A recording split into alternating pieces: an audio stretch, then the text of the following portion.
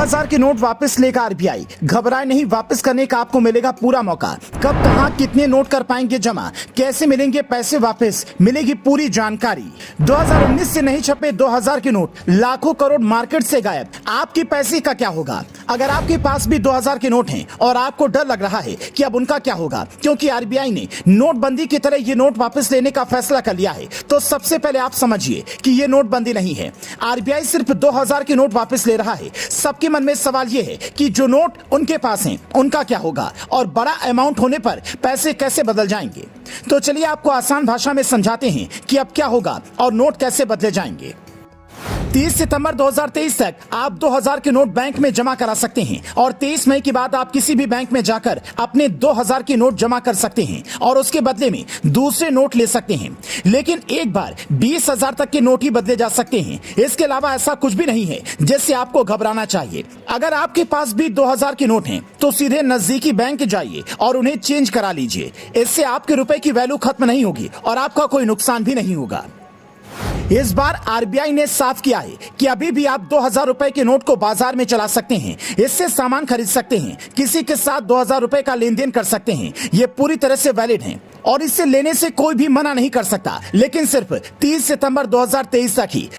सबसे बड़ी बात, आप अभी से बैंक ना पहुंच जाएं, वहां कतार ना लगाएं, किसी भी तरह की अफवाह पर ध्यान ना दें, अफरा तफरी जैसी किसी भी स्थिति को बढ़ावा ना दें। आरबीआई ने यह साफ किया है कि रुपए की वैल्यू खत्म नहीं की गई है। आपकी जेब में रखा 2000 का नोट अभी भी 2000 की कीमत वाला नोट ही है।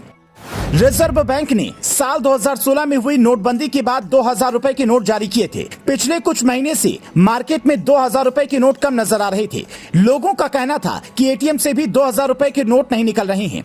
इस संबंध में सरकार ने संसद में भी जानकारी दी थी।